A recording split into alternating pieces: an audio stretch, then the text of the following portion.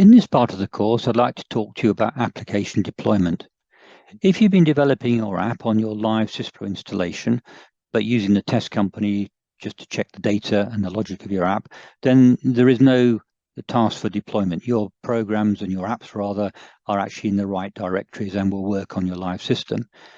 If, however, you've been developing your applications in a different Syspro instance, for example, maybe on your own laptop with a single user version of Syspro, or maybe your company has a sandbox version of Syspro for training and testing hotfixes and things like that, or indeed if you're a partner developing applications for a solution which will subsequently be deployed on a customer site, then you need a mechanism of being able to take your applications and its resources and deploy them into the right directories onto a customer site.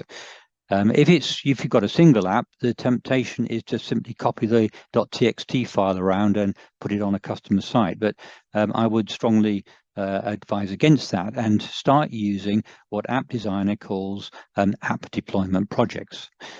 Before we actually go on to talk about App Designer projects, though, there's just a couple of things I want to point out to you. Here we are in our TRNCQ5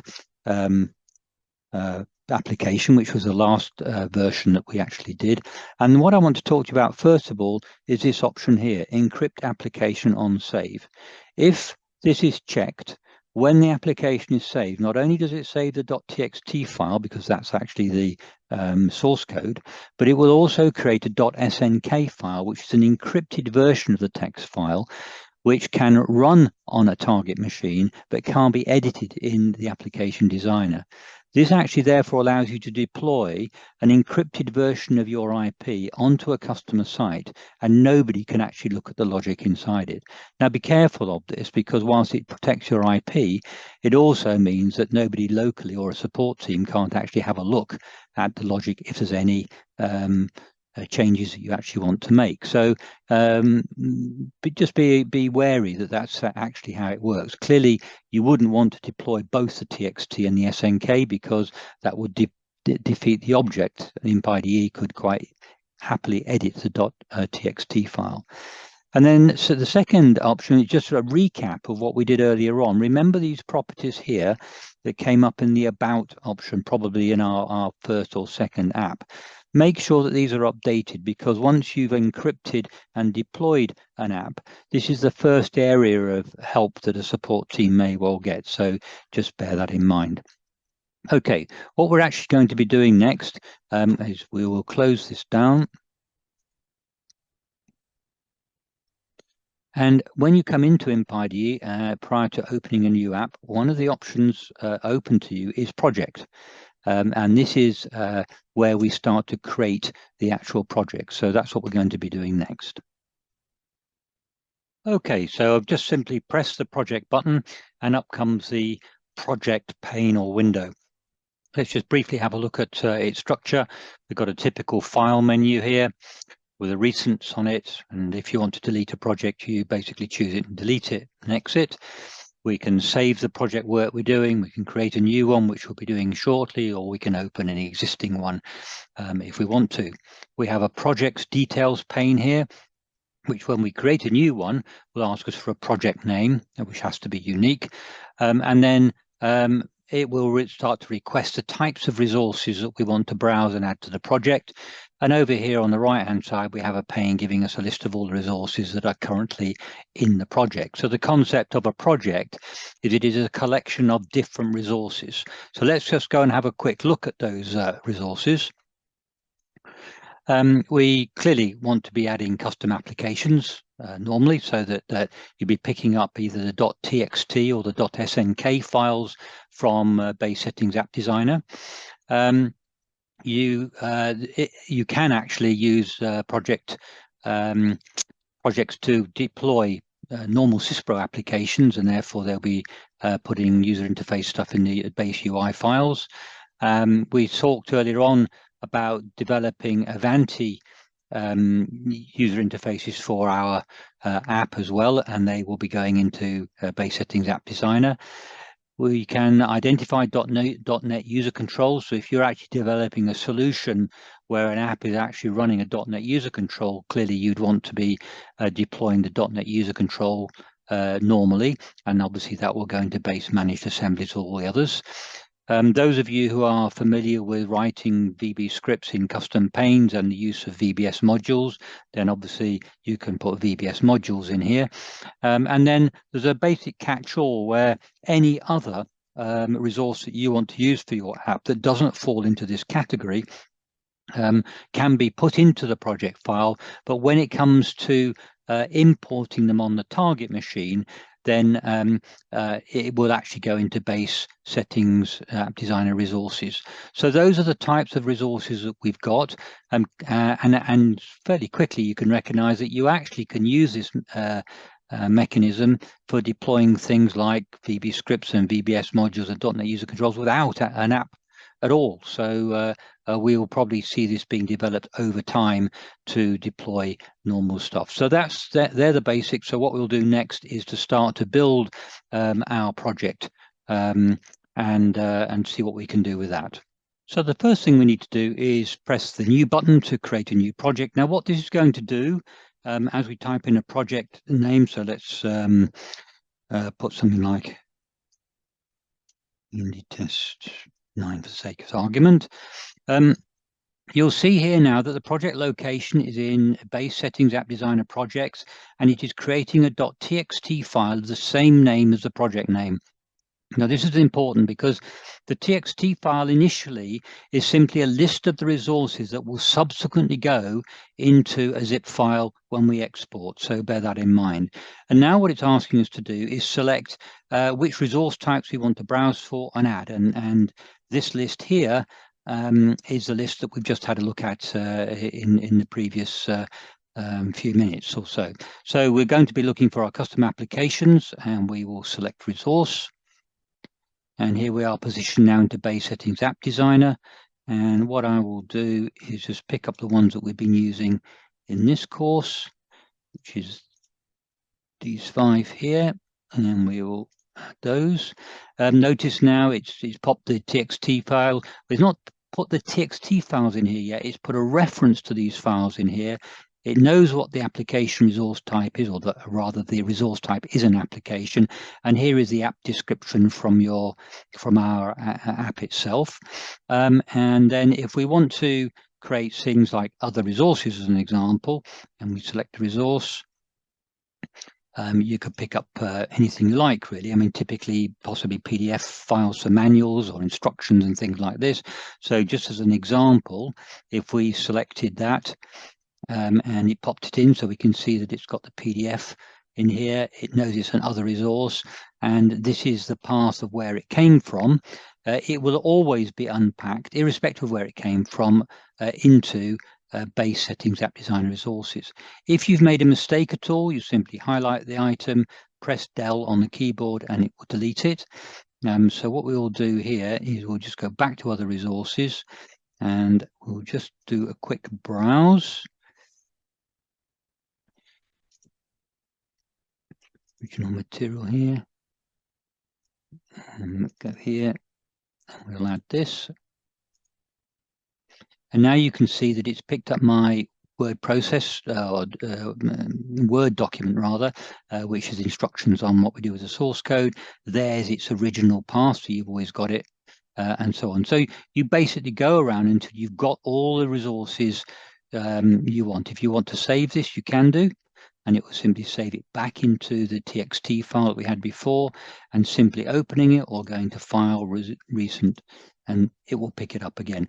At a point in time, when you are finished with this, then what we want to be able to do is export it, and we simply press the Export button, and it will create a file of the same project name, but with a file extension of PRJ-zip. Okay. Now, the reason that we've done this is quite deliberate. It is actually a standard zip file, and if we renamed it to a .zip file and you double-clicked it, you will be able to see its content, and I'll show you in a short while. But the reason we renamed it PRJ-zip was to make sure that if, for instance, you were emailing it to somebody, on a customer site, they wouldn't be tempted to save the zip file and double click it, and in doing so unzip all the files into the wrong directories. So in this way, if you double clicked it, Windows would say, I don't understand what a PRJ zip file is. What you'd have to do, and we will see this shortly, is we have to go into App Designer and import the PRJ zip file, and then it will actually know what how to interpret those files. So let's have a quick look at what the content is of those two files. The .txt file, which we saw, is relatively straightforward. AP stands for application, and therefore knowing exactly where to import it to, and those are the files. OR is other resource, and not only have we got the file name, but we've also got the directory of where it came from. If after I'd exported it, I had renamed my PRJ zip file .zip, then this is the content. There's my doc file, here are all my app files, but notice it's got the project txt file in here as well. And this is how the import works. What it will do is it will unzip this into a temporary directory. It looks for this txt file. It understands the name of the files it's looking for and where to put them, and will distribute them around. It's actually very, very straightforward. So with that in mind, what we'll do is just move on a little bit. The next step then is to discuss how we actually import our project. Let's assume that you've actually transmitted the PRJ zip file to the target Syspro instance. You may have done that via email to a customer. You might have used a memory stick to another server. By hook or by crook, you'll have got it saved in a directory onto the server. Then on the target machine, you would load Syspro up. You come up with a menu system like this. We go to Administration tab again. Under the Application Designer drop-down, you will find Import Project. Now, whilst we're here, also note Manage Custom Applications, and I'll be talking about this briefly now and a little bit in more detail later. So we go to Import Project. The only option you have at this stage is to open a project, which we will do. Now this file browse just defaults to the last directory you browse to using this application. I just happen to be in project, so I'll just select the one that we were messing with earlier on, which is anti-test9, and unzip it, or rather load it into our import program. And what it's actually done is read anti-test9.txt from the zip file and presented its content here. So we can see that's my project name. These are the resources, these are the resource types, these are my 4 or 5 applications. And notice already it's flagging up that the file already exists. Now this actually does raise an issue about a naming convention. You've only got 6-character app name to play with. It matches the Syspro program name. Syspro tend to use the first 3 characters of the module name, ARS, APS, BOM, things like that. And we've already discussed you can't name your applications with the same 3 characters as an existing Syspro module. However, if you've got multiple internal developers, or indeed you are taking apps from a partner as well as developing your own, it is a good move to agree a naming convention so that you don't start to overwrite other people's applications. So this is the first indication that there may be an issue with existing apps being there. In this instance, we know we're going to overwrite them, so we can just press import. If we were worried, we would just simply press cancel, and it will just exit the program, and that will be the end of it. So we'll import.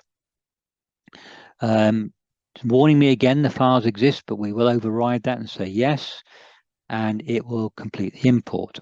Now, one of the things about bringing in new apps is that you have to add them to a menu structure and a security system. So as you start to exit out of here, it's going to do, after doing an import, would you like to manage your custom application menu, which was the option 1 below the import that we had a look here. And if I say yes,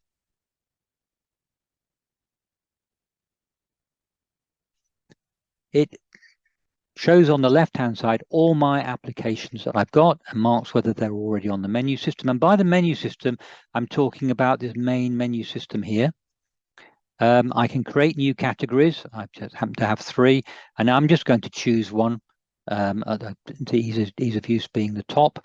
And if I just simply say add, it'll go to the first one. I can highlight this and move it up and down these, but we'll just keep it into the test deploy course as we're going on. And that's all we need to do. And can it be secured flag here indicates that if it's a tick, it will appear in your operator and role security, so that you can secure your app down to the actual operator of who's allowed to actually run this app.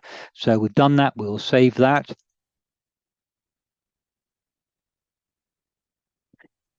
And that now I've closed Syspro and reopened it again, you can actually see that the application that we've just added to our menu system has appeared here as well.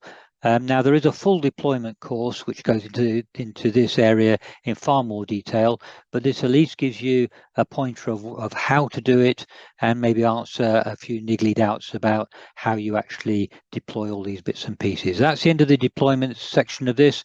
We'll just move on to the next section now.